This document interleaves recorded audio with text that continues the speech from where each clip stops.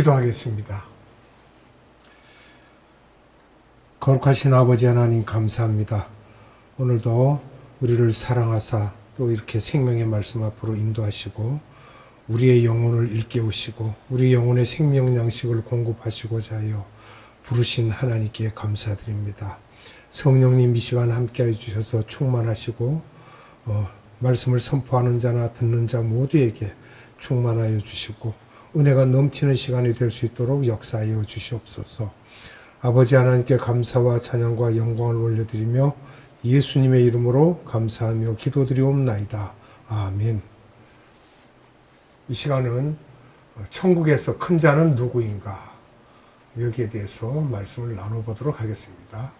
마태복음 18장 1절로 4절의 말씀입니다. 그때 제자들이 예수께 나와 가로되 천국에서는 누가 크니까? 예수께서 한 어린아이를 불러 저희 가운데 세우시고 가라사대 진실로 너희에게 이르노니 너희가 돌이켜 어린아이들과 같이 되지 아니하면 결단코 천국에 들어가지 못하리라. 그러므로 누구든지 이 어린아이와 같이 자기를 낮추는 그이가 천국에서 큰 자니라. 아멘. 우리가 평소에 부르는 찬송가 오 신실하신 주라는 찬송이 있습니다. 여기에서 신실하다는 것은 변하지 않는다는 것을 나타내고 있습니다. 신실하다라는 말은요, 나의 남편과 자녀, 심지어 내 자신도 환경에 따라서 변하게 되지만 예수님은 변하지 않으신다는 것입니다. 우리가 이 찬송을 부르면서 변하지 않는 예수님이시여 감사합니다. 그 변하지 않는 예수님의 모습을 나에게도 부어주시라고 마음속 깊은 데서부터 찬양하면 그분의 변하지 않는 성품이 나에게도 흘러 들어오게 되며 인격적으로 예수님과 대화할 때 성령님께서 우리를 도와주십니다. 마태복음 16장에서 18장의 전체 개요를 말씀드린다면 예수님께서 제자들에게 여러 가지 말씀을 가르쳐 주셨습니다. 예수님께서는 30년 동안 일반 생활을 하시다가 그 다음 3년 동안 공생애로 지내셨다고 우리가 알고 있습니다. 공생애를 사신 예수님이 3년 동안 그 공생애를 보내신 목적이 있습니다. 그러면 그 목적이 무엇인지 우리가 살펴봐야 되겠습니다. 제자들을 부르시고 그 제자들에게 자신이 누구인지에 대해서 가리키기 위해서 그렇게 제자들을 훈련을 시키시죠. 자신이 하나님의 아들인 것을 철저하게 훈련시키는 기간입니다. 우리가 신학적 용어로 이걸 말한다면 삼위일체론, 성자론 이렇게 말할 수 있습니다. 두 번째는 그 하나님의 아들이 십자가에서 죽으시고 부활하시며 승천하실 것을 보여주십니다. 이것도 신학적 용어로는 기독론, 구원론 이렇게 말할 수 있고요. 세 번째는 제자들에게 지상명령을 주셔서 그들에게 내가 누구라는 것을 증거하게 하기 위해서 말씀을 하시죠. 이것을 신학적 용어로 본다면 선교론으로 말할 수 있습니다. 앞서 제자 훈련은 어디까지나 지적, 이성적, 논리적 훈련이었다면 오늘날 신학 석사 학위를 따기 위해서도 3년이 필요하다고 봐야 됩니다. 그냥 막 되는 것이 아니고 오순절 사건 후에 성화 단계로 넘어가는 것이며 이 성화 단계는 전 생애를 걸쳐 진행되고 이 성화된 사람이 지상 명령을 수행할 수가 있는 것입니다. 왜 하필 3년이 필요한 것인가? 사람이 생각이 바뀌기 위해서 최소한 바뀔 수 있으며 또 3년을 같이 지내야 성품을 알 수 있으며 그래야 서로의 지적, 감정적인 성향과 장단점을 우리가 알 수가 있는 것이죠. 우리는 피조물이기 때문입니다. 예수님께서는 하루면 모든 것을 우리에게 가르치시고 변화되게도 할 수 있지만 피조물의 한시성과 한계성 때문에 우리의 수준에 맞춰서 3년을 훈련시키는 것입니다. 공생의 3년 기간을 3단계로 나눠서 제자들을 훈련하시는데요. 첫째, 초기 단계입니다. 처음 1년. 구체적으로 제자들에게 자기의 모습을 보여주시지 않으셨죠. 아무리 보여줘도 제자들의 수준에서 모르기 때문에 처음 1년은 자세히는 안 가르쳐 줬어요. 그리고 그 다음에 두 번째는 중간 단계인데요. 1년에서 2년 사이라고 보고요. 그 다음에 마지막 단계, 이제 말기 단계라 그러면 2년에서 3년 사이에 예수님이 제자들을 훈련하셨죠. 예수님의 제자 훈련 과정이 있죠.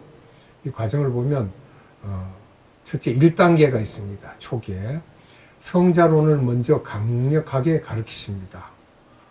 예수님을 먼저 가르쳐야 되겠죠. 마태복음 3장 16절로 17절입니다. 예수께서 세례를 받으시고 곧 물에서 올라오실새 하늘이 열리고 하나님의 성령이 비둘기같이 내려 자기 위에 임하심을 보시더니 하늘로서 소리가 있어 말씀하시되 이는 내 사랑하는 아들이요 내 기뻐하는 자라 하시니라. 아멘. 자신이 사람이 아니고 하나님의 아들이신 것에 대해 구체적으로 설명하고 있습니다. 첫째, 우선 제자들을 선정하기 전에 세례 요한이 있었는데 이분도 예수 그리스도가 과연 하나님의 아들이라는 것을 모르고 있었으며 구약에서 이런 일들이 있을 것이며 자기 자신이 오실 그리스도를 전하는 사람이라고 생각은 했지만 그 청년이 그런 분인 것을 모르고 있었습니다. 그래서 세례 요한도 흔들린 적이 있었죠. 그래서 세례 요한이 예수님에게 세례를 주는 장면에서 삼위 하나님이 나타나십니다. 이걸 우리가 분명히 알아야 됩니다. 첫째, 성령 하나님이 비둘기같이 내려오십니다. 두 번째, 성자 하나님은 세례 요한 옆에 서 계시죠. 그리고 세 번째는 성부 하나님께서 이는 내 사랑하는 아들이라는 음성을 들려주십니다. 그럼 이 삼위 하나님께서 다 등장하시죠. 이때에 세례 요한은 이 청년이 하나님의 아들이심을 겨우 조금 깨달았으나 완전히 깨닫지 못하고 있었기 때문에 나중에 자기의 제자들에게 그 청년을 찾아가서 당신이 하나님의 아들인지 여쭤보라고 하면서 흔들렸었습니다. 분명하게. 그 다음에 두 번째는 예수님께서 40일 금식한 후에 시험 받을 때 마귀가 직접 말합니다. 마태복음 4장 5절로 7절입니다. 이에 마귀가 예수를 거룩한 성으로 데려다가 성전 꼭대기에 세우고 가로되 내가 만일 하나님의 아들이거든 뛰어내리라 기록하였으되 저가 너를 위하여 그 사자들을 명하시리니 저희가 손으로 너를 받들어 발이 돌에 부딪히지 않게 하리로다 하였느니라. 예수께서 이르시되 또 기록되었으되 주 너의 하나님을 시험치 말라 하였느니라 하신대. 아멘. 단호하게 거절하고 하나님을 시험치 말라고 합니다. 주 너의 하나님을 시험치 말라. 이렇게 마귀에게 내가 하나님이라고 큰 소리 치시면서 혼을 내시고 또 스스로가 성자 하나님을 말해주고 있는 것입니다. 시험하지 말라고. 아직까지 제자들을 부르지 않는 상태이며 제자들을 부르시고 천천히 하나씩 가르치시고 계시는 것입니다. 이런 예수님의 방법을 우리도 배워야 하는 것은 사람을 변화시킨다는 것은 하루아침에 되지 않습니다. 천천히 그렇게 해야 되죠. 세 번째, 제자들과 함께 걸어가시면서 문둥병자를 고치십니다. 마태복음 8장 1절에서 2절입니다. 예수께서 산에서 내려오시니 수많은 무리가 따르니라. 한 나병 환자가 나와 절하며 이르되 주여 원하시면 저를 깨끗하게 하실 수 있나이다 하거늘 예수께서 손을 내밀어 그에게 대시며 이르시되 내가 원하노니 깨끗함을 받으라 하시니 즉시 그의 나병이 깨끗하여진지라. 예수께서 이르시되 상가 아무에게도 이르지 말고 다만 가서 제사장에게 내 몸을 보이고 모세가 명한 예물을 드려 그들에게 입증하라 하시니라. 아멘. 우리가 4절까지 보았습니다. 여기에 보면 주여라는 말씀이 나오는데 원어로는 로드라고 하죠. 구약의 여호와라고 하는 그 말을 사용하십니다. 주여라고 할 때 문둥병자를 통하여 예수님이 구약의 여호와라는 것을 제자들이 듣게 하시고 느끼게 하신 것입니다. 삼가 아무에게도 말하지 말라고 하신 이유가 있습니다. 지금 예수님이 구약의 여호와라는 것을 유대인들이 알면 예수님을 신성모독죄가 되기 때문에 아직 예수님에게는 3년이라는 시간이 꼭 필요하기 때문에 미리 유대인들이 예수님을 죽이려고 하면 안 되기 때문에 너가 말하면 일이 복잡해지기 때문에 말하지 말라고 이르신 것입니다.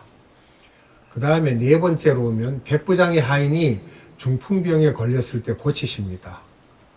마태복음 8장 6절로 8절의 말씀입니다. 이르되 주여 내 하인이 중풍병으로 집에 누워 몹시 괴로워하나이다. 이르시되 내가 가서 고쳐주리라. 백부장이 대답하여 이르되 주여 내 집에 들어오심을 나는 감당하지 못하겠사오니 다만 말씀으로만 하옵소서. 그러면 내 하인이 낫겠사옵나이다. 아멘. 다섯 번째는 열병에 걸린 베드로의 장모를 고치십니다. 마태복음 8장 14절로 15절입니다. 예수께서 베드로의 집에 들어가사 그의 장모가 열병으로 앓아 누운 것을 보시고 그의 손을 만지시니 열병이 떠나가고 여인이 일어나서 예수께 수종 들더라. 아멘. 베드로를 제자로 부르시면서 그의 처가 순종하게 하십니다. 이 당시 베드로도 예수님을 사람들 중에 그를 주여라고 하고 여러 가지 치유 역사를 보이심으로 그냥 따라다니게 되는 수준이었습니다. 여섯 번째, 갈릴리 바다에 바람이 불 때 잔잔하게 됩니다. 마태복음 8장 24절로 26절을 봅니다. 바다에 큰 놀이 일어나 배가 물결에 덮이게 되었을 때 예수께서는 주무시는지라 그 제자들이 나와 깨우며 이르되 주여 구원하소서 우리가 죽겠나이다. 예수께서 이르시되 어찌하여 무서워하느냐 믿음이 작은 자들아 하시고 곧 일어나사 바람과 바다를 꾸짖으시니 아주 잔잔하게 되었거늘. 아멘. 예수님이 자연도 컨트롤 하시는 것을 보여주시고 제자들이 느끼고 생각하게 보여주신 것입니다. 일곱 번째, 가다라 지방에 귀신 들린 자 둘을 고치십니다. 마태복음 8장 28절로 29절을 봅니다. 또 예수께서 건너편 가다라 지방에 가심에 귀신 들린 자 둘이 무덤 사이에서 나와 예수를 만나니 그들은 몹시 사나워 아무도 그 길로 지나갈 수 없을 지경이더라. 이에 그들이 소리질러 이르되 하나님의 아들이여 우리가 당신과 무슨 상관이 있나이까? 때가 이르기 전에 우리를 괴롭게 하려고 여기 오셨나이까? 하더니 아멘. 여기에서는 하나님의 아들이여라고 하죠. 제자들이 듣기에 예수님에게 하나님의 아들이라고 하는 소리가 다른 사람들을 통하여 가끔 들려오게 하시고 스스로가 제자들에게 하나님의 아들인 것을 말씀하지 않으시고 참으시는 것은 아직 제자들이 그 말씀을 받아들일 만한 그릇이 되어 있지 않기 때문입니다. 그래서 다른 곳에서 그 말씀을 하도록 이렇게 만들어서 들려주시죠. 여덟 번째는 회당장 야이로의 딸을 죽음에서 살립니다. 마태복음 9장 18절로 19절입니다. 예수께서 이 말씀을 하실 때에 한 관리가 와서 절하여 이르되 내 딸이 방금 죽었사오나 오셔서 그 몸에 손을 얹어 주소서 그러면 살겠나이다 하니 예수께서 일어나 따라가심에 제자들도 가더니 아멘. 아홉 번째, 소경들의 눈을 뜨게 하십니다.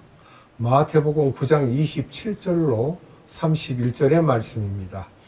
예수께서 거기에서 떠나가실새 두 맹인이 따라오며 소리질러 이르되 다윗의 자손이여 우리를 불쌍히 여기소서 하더니 예수께서 집에 들어가시매 맹인들이 그에게 나아오거늘 예수께서 이르시되 내가 능히 이 일 할 줄을 믿느냐 대답하되 주여 그러하오이다 하니 이에 예수께서 그들의 눈을 만지시며 이르시되 너희 믿음대로 되라 하시니 그 눈들이 밝아진지라.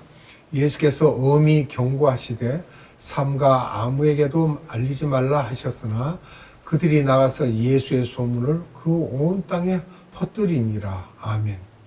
예수님의 신분을 아직까지 드러내시지 않으려고 분명히 그렇게 말씀을 하신 것입니다. 10번째, 벙어리를 고치십니다. 마태복음 9장 33절. 귀신이 쫓겨나고 말 못하는 사람이 말하거늘 무리가 놀랍게 여겨 이르되 이스라엘 가운데서 이런 일을 본 적이 없다 하되. 아멘. 또 11번째는 안식일의 그 논쟁에 대해서 말씀하십니다. 내가 안식일의 주인이라고 하셨는데 여기 마태복음 12장 8절에 인자는 안식일의 주인이니라 하시니라. 아멘. 내가 구약에서 말하고 있는 여호와라고 말씀하십니다. 주여라고, 이 안식일의 주인이라고요. 12번째는 오병이어의 기적에 대해서, 즉 말하자면 빵 5개와 물고기 2마리죠. 마태복음 14장 19절로 20절입니다. 무리를 명하여 잔디 위에 앉히시고 떡 5개와 물고기 2마리를 가지사 하늘을 우러러 축사하시고 떡을 떼어 제자들에게 주시매 제자들이 무리에게 주시니 다 배불리 먹고 남은 조각을 12바구니에 차게 거두었으며. 아멘. 13번째 말씀을 하시는데요. 예수님이 바다 위를 걸으시는 사건이죠. 마태복음 14장 33절입니다. 배에 있는 사람들이 예수께 절하며 이르되 진실로 하나님의 아들이로소이다 하더라. 자, 많은 사람들이 이렇게 말하는 거예요. 제자들이 예수님이 하나님의 아들이라고 직접 고백하게 만드셨죠. 서서히 제자들에게 예수님의 존재를 부각시키고 계십니다. 예수님의 제자 훈련 과정에 대하여 다음 시간에 이어서 하도록 하겠습니다. 오늘은 이곳까지 하고 기도하겠습니다. 거룩하신 아버지 하나님, 감사합니다. 예수님께서 공생의 시간에 이루셨던 모든 일들을 하나하나 우리에게 나타내시고 보여주시고 또 제자들을 통하여 그들을 훈련할 때 갑자기 시키는 것이 아니라 여러 가지 모습으로 그들의 입에서 결국은 예수님은 하나님의 아들이라는 것이 고백될 수 있도록 인도하시고 또한 이끌어가고 계십니다. 우리도 이와 같이 신앙생활을 하면서 엎어지고 뒤집어지는 것이 아니라 서서히 예수님을 우리가 믿는 믿음을 가지고 열심히 알고자 할 때 하나님께서 우리에게 은혜를 부으사 성령님께서 우리의 눈으로 보게 하시고 우리의 귀로 듣게 하시고 믿음을 굳건하게 하여 주실 줄 믿습니다. 오늘도 생명의 말씀으로 우리에게 우리 영혼을 양육하신 하나님께 감사와 찬양과 영광을 올려드리며 예수님의 이름으로 감사하며 기도드리옵나이다. 아멘. 주님 가르쳐준 기도로 예배를 마치도록 하겠습니다. 하늘에 계신 우리 아버지, 아버지의 이름을 거룩하게 하시며 아버지의 나라가 오게 하시며 아버지의 뜻이 하늘에서와 같이 땅에서도 이루어지게 하소서. 오늘 우리에게 일용할 양식을 주시고 우리가 우리에게 잘못한 사람을 용서하여 준 것 같이 우리 죄를 용서하여 주시고 우리를 시험에 빠지지 않게 하시고 악에서 구하소서. 나라와 권능과 영광이 영원히 아버지의 것입니다. 아멘.